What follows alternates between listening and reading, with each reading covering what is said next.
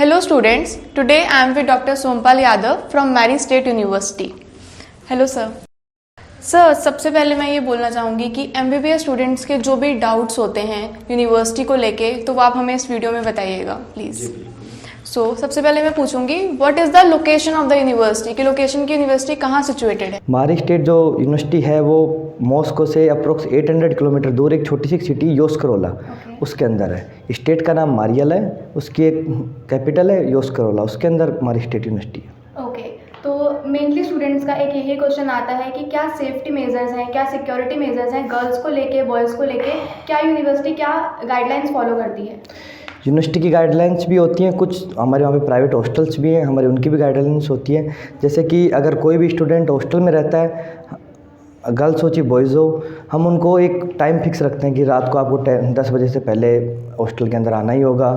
उसके बाद हम बाहर नहीं जाने देते हैं 10 बजे बाद उनको।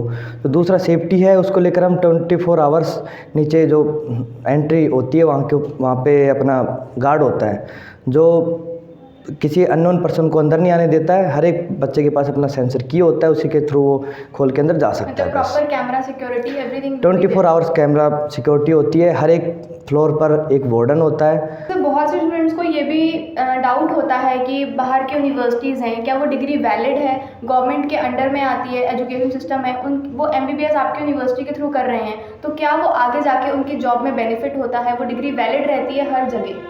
देखो, जो भी स्टूडेंट रशिया से MBBS कर रहा है, पहले उनको ये जान लेना चाहिए कि जितनी भी यूनिवर्सिटी रशिया में है वो गवर्नमेंट यूनिवर्सिटी हैं। कोई सेमी गवर्नमेंट नहीं है, कोई प्राइवेट नहीं, सभी गवर्नमेंट यूनिवर्सिटी हैं। उसके अंदर भी अभी तो क्या है कि NMC आ गया, पहले MCI था। MCI ने अपनी लिस्ट के अंदर रशिया की कुछ यूनिवर्सिटी अपडेट कर रखी थी जो MCI से रजिस्टर्ड थी, रिकॉग्नाइज थी। वो अप्रोक्स 53 के करीब यूनिवर्सिटी थी। उसी में ही एक मारी स्टेट यूनिवर्सिटी है जो रिकॉग्नाइज है WHO से और MCI से। जो भी स्टूडेंट वहाँ से MBBS करता है उसकी डिग्री बिल्कुल इंडिया में वैलिड है, उसको यहाँ पे आके एग्जाम देना है और वो वेल सेटल है। ओके, मतलब degree is valid for everywhere. Sir, जैसे आप MBBS करवा रहे हैं वहाँ से, तो क्या कोर्स ड्यूरेशन रहता है? जितने भी कोर्सेज हैं MBBS से रिलेटेड, तो उनका क्या एक मिनिमम कोर्स ड्यूरेशन है?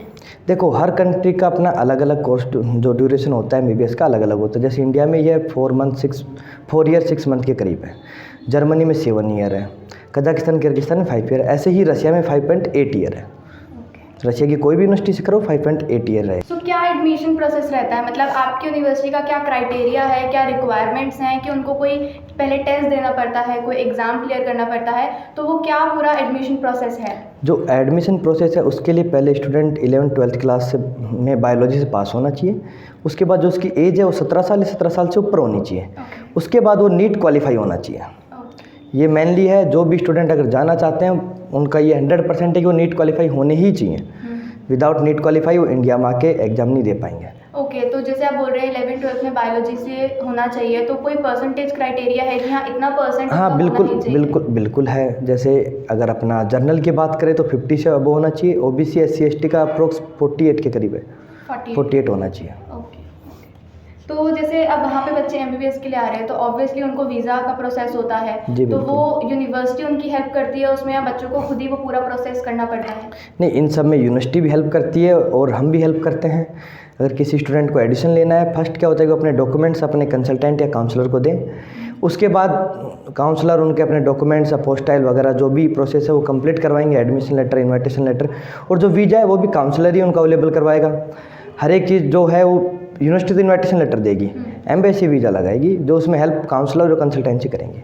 ओके, लेकिन एक होता है ना कि एक प्रोसेस टाइम ड्यूरेशन होता है वीज़ा का, टाइम ड्यूरेशन टाइम पहले अप्लाई कर देना चाहिए? टाइम ड्यूरेशन के पहले, अभी तो कोविड की वजह से टाइम ड्यूरेशन का भी कुछ बड़ा हो गया है। पहले तो वही था कि अगर नॉर्मल वीज़ा चाहिए तो 7 डेज़ या 10 डेज़, अर्जेंट वीज़ा 3 डेज़ में मिल जाता था। जैसे कि एक चीज़ नोटिस की जाती है, जैसे हम इंडिया से अगर कोई डिग्री ले रहे हैं तो बच्चों को बहुत सारी चीज़ें एक्सप्लोर करने को मिलती हैं। लाइक इंडिया में जो फेस्टिवल होते हैं, अगर इंडिया के बच्चे रशिया जा रहे हैं तो वो एक सोचेंगे कि हाँ हमें वहाँ पे भी हमारा थोड़ा कल्चर मिले। तो जो फेस्टिवल्स होते हैं, इंडियन फूड होता है, तो हॉस्टल या जो भी यूनिवर्सिटी है वो क्या प्रॉपर उनको वो चीज़ प्रोवाइड करती है? इंडियन फूड, उनकी जो भी फेस्टिवल्स हैं वो यूनिवर्सिटी में सेलिब्रेट करे जाते हैं उसी तरह से? मारी स्टेट यूनिवर्सिटी में प्रॉपर मैस है, ब्रेकफास्ट, लंच, डिनर तीनों मिलते हैं। बाकायदा इंडियन फूड्स हैं, जिसको नॉन वेज चाहिए नॉन वेज, वेज चाहिए वेज। ये तो खाने की बात हो गई। खाना प्रॉपर मिलता है, पूरा प्रोटीन वगैरह के साथ, इसमें कोई दिक्कत वाली बात नहीं। रही बात फेस्टिवल वगैरह की, तो यूनिवर्सिटी की तरफ से सेलिब्रेशन करवाया जाता है, हम अपनी तरफ से भी करते हैं। जैसे होली हो गया, दीपावली हो गया, ईद हो गया, लोहरी हो गया, हम सब फेस्टिवल वहाँ पे बनाते हैं। मतलब बच्चों को एक वो फैमिली एनवायरनमेंट वहाँ पे मिलता बिल्कुल, है बिल्कुल, जो बिल्कुल। इंडिया में वो लोग देखते हैं। बाकी जो स्टूडेंट इंडिया से जैसे रशिया ही जाते हैं तो रशियन कल्चर भी उनको देखने को मिलता है। अच्छी बात भी होती है, कहीं दूसरी कंट्री जा रहे हैं तो वहाँ का भी कल्चर जो भी है, संस्कृति वगैरह सब कुछ सीखने को मिले, एक्सपीरियंस उनको हो जाता है। ओके, तो सर एक चीज़ पूछना चाहूँगी कि क्यों सिर्फ हमारी यूनिवर्सिटी ही क्यों? देखो टोटल अगर अपन बात करें पूरे वर्ल्ड की तो छोड़ दो, अभी मोस्टली बच्चे जा रहे हैं Russia, Kazakhstan, Kyrgyzstan, Philippines, Ukraine, Georgia, China. तो सभी यूनिवर्सिटी वैसे ठीक है, स्टडी सब जगह सेम है। हमारी स्टेट यूनिवर्सिटी मैं इसलिए रिकमेंड करता हूँ क्योंकि मुझे वहाँ पे 5 to 6 ईयर हो गया और काफ़ी स्टूडेंट देखे हमने वहाँ पे जो पढ़ रहे हैं, अभी बैच भी निकलने वाले हैं वहाँ से नेक्स्ट ईयर। तो वहाँ का जो स्टडी है वो भी ठीक है। सिटी थोड़ी छोटी है लेकिन अच्छी है, ब्यूटीफुल है और ज़्यादा महंगी भी नहीं है। तो मैं तो बच्चों को रिकमेंड करूँगा कि आप हमारी स्टेट मेडिकल यूनिवर्सिटी में अपना एडमिशन लीजिए। बाकी यूनिवर्सिटी सब सेम है, स्टडी सब जगह सेम है। अब मेडिकल फील्ड है, इसमें अगर बुखार को तो बुखार ही बोलेंगे, कोई दूसरी चीज़ तो बोलेंगे नहीं बच्चा। लेकिन एक चीज़ होती है ना कि इंडिया से बच्चे जा रहे हैं तो क्या उन्हें वहाँ पे लैंग्वेज का इशू आता है, लाइक रशियन और इंग्लिश, मतलब क्या वो इंग्लिश में भी उसी तरह बोलेंगे या रशियन लैंग्वेज में भी वहाँ पे पढ़ाया जाता है? देखो ये मोस्टली पेरेंट्स और स्टूडेंट्स की यही क्वेरी होती है और उनको टेंशन भी यही होती है कि हम वहाँ पे जा रहे हैं, हमें वहाँ पे रशियन लैंग्वेज में पढ़ाया जाएगा या इंग्लिश में पढ़ाया जाएगा। तो मैं आपको ये बता दूँ, हमारी स्टेट यूनिवर्सिटी में ओनली इंग्लिश मीडियम में ही पढ़ाया जाता है। रशियन सीखने की आपको ज़रूरत नहीं है। हाँ, आप अगर बाहर घूमना चाहते हैं, थोड़ा एक्सप्लोर करना चाहते हैं सिटी, या और भी कुछ पार्टिसिपेट करना चाहते हैं यूनिवर्सिटी के अलावा, तो आपको थोड़ी रशियन सीखने की ज़रूरत है। वो भी यूनिवर्सिटी आपको वीक में क्लास देती है। उसके अलावा आप नॉर्मल रशियन तो जाते जाते सीख जाते हैं। मतलब आपको स्टडीज़ के लिए रशियन लैंग्वेज नहीं, बिल्कुल स्टडीज़ के लिए रशियन लैंग्वेज सीखने की कोई ज़रूरत नहीं है। टोटल टीचर्स वगैरह सब इंग्लिश में स्टडी करवाते हैं। थोड़ा सा आप और ब्रीफ कर सकते हैं MCI कोचिंग के बारे में? MCI की कोचिंग के बारे में, MCI फ़िलहाल अभी हट गई है, MCI की जगह NMC बिल आ गया है। MCI के थ्रू पहले FMG एग्ज़ाम होता था, अभी NMC के थ्रू नेक्स्ट एग्ज़ाम होगा। तो अभी तक भी हम ऐसे ही करते आ रहे थे कि सभी बच्चों को क्लास दिलाते थे वहाँ पे। MCI की इंडिया से टीचर जाते थे बाकायदा। मान लो कोई टॉपिक है, एनाटॉमी का कोई टॉपिक है, अपर लिम लोअर लिम कंप्लीट हो गया तो उसके बाद इंडिया से टीचर जाता था जो उनको MCI की तैयारी करवाता था। लेकिन अभी कोविड की वजह से तो अभी सब ऑनलाइन चल रहा है, लेकिन तब भी हम ऑनलाइन बच्चों को MCI की क्लास दिला रहे हैं। ओके, ठीक है। अब सर एक होता है, ये सारी चीज़ें एक बहुत साइड में होती हैं। सबसे पहले एक पेरेंट और स्टूडेंट क्या देखता है? इंफ्रास्ट्रक्चर, फीस, उनका बजट, तो उस बारे में आप थोड़ा सा बताएंगे हमें? देखो हमारी स्टेट यूनिवर्सिटी के इंफ्रास्ट्रक्चर की बात करें तो अप्रोक्स 20 से अबव बिल्डिंग्स हैं हमारी स्टेट यूनिवर्सिटी की। पूरी सिटी में हमारी स्टेट यूनिवर्सिटी बसी हुई है। उसके साथ ही 10 से 12 हॉस्पिटल्स हैं खुद यूनिवर्सिटी के, और अप्रोक्स 8000 बेडेड हॉस्पिटल्स हैं उसके पास। और रही ट्यूशन फीस की बात, तो इंफ्रास्ट्रक्चर तो बहुत अच्छा है। ट्यूशन फ़ीस की बात रही तो ट्यूशन फ़ीस हमारी स्टेट यूनिवर्सिटी की फर्स्ट ईयर $6000 है, सेकंड ईयर से $5000 है। उसके अंदर हॉस्टल भी है अपना और मेडिकल इंश्योरेंस भी है। $6000 में हमारी स्टेट यूनिवर्सिटी बहुत बेस्ट है। बाकायदा अदर जो यूनिवर्सिटीज़ हैं उनकी भी अप्रोक्स इतनी ही फ़ीस है, लेकिन हमारी स्टेट यूनिवर्सिटी इस बजट में बहुत अच्छी है। तो सर एक चीज़ और जानना चाहेंगे हम कि जैसे अभी ये कोविड का टाइम चल रहा है, तो इस ड्यूरेशन में क्या यूनिवर्सिटी पे कोई इफ़ेक्ट पड़ा है, या कोविड के टाइम पे न्यू एडमिशन्स हुए या आफ्टर कोविड, तो क्या सिस्टम रहा है यूनिवर्सिटी का?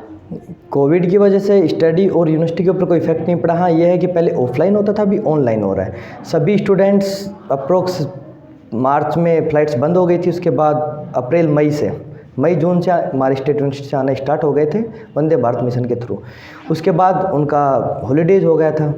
उसके बाद जो उनकी क्लासेस चल रही थी, जो स्टूडेंट अभी पढ़ रहे हैं वहाँ पे, उनकी ऑनलाइन क्लासेस चल रही थी। जो स्टूडेंट वहाँ पे रह गए हैं अभी, उनकी फ़िलहाल 8 फरवरी से ऑफलाइन क्लासेस स्टार्ट हैं। जो स्टूडेंट इस ईयर न्यू एडमिशन लिए हैं उनको भी इतना कोई इफेक्ट नहीं पड़ा है कोविड की वजह से। ऐसा नहीं है कि यूनिवर्सिटी में बच्चे नहीं जा रहे हैं, अप्रोक्स 200 से वो स्टूडेंट जा रहे हैं इस ईयर भी। ऑलरेडी एडमिशन हो चुके हैं, उनकी क्लासेज भी चल रही हैं। 2 मंथ हो गए उनकी क्लासेज ऑनलाइन चलते हुए। अभी उनके इन्विटेशन लेटर आना स्टार्ट भी हो गए और अप्रोक्स नेक्स्ट मंथ सभी बच्चे में भी चले जाएंगे। ओके, तो मतलब कोविड से इतना उनकी स्टडीज़ पे या एडमिशन्स पे आपको नहीं पड़ा है? कोविड की वजह से स्टूडेंट के ऊपर या उनकी स्टडी के ऊपर या एडमिशन्स के ऊपर कोई इफेक्ट नहीं पड़ा है। ओके। तो सर एक चीज़ और बताइए कि क्या प्रोसेस है, मतलब स्टूडेंट्स एडमिशन लेने के लिए किन से कांटेक्ट करें, क्या क्राइटेरिया है उस चीज़ का? स्टूडेंट जो भी स्टूडेंट अगर महाराष्ट्र स्टेट यूनिवर्सिटी में एडमिशन लेना चाहता है, हमारी एक कंपनी है एंडोरूस लर्निंग हब प्राइवेट लिमिटेड, आप उसकी वेबसाइट पे जाकर या हमारे कोई नियर कोई भी अगर ऑफिस हो उन पे विजिट कर सकते हैं, या जो हमारे नीचे दिए गए नंबरों के ऊपर कांटेक्ट भी कर सकते हैं आप। तो ये थे हमारे साथ डॉक्टर सोमपाल यादव। तो आप जो भी चाहते हैं MBBS के लिए एडमिशन्स लेना, तो प्लीज़ आप वेबसाइट पे जाके कांटेक्ट कर सकते हैं एंडोरस MBBS पे।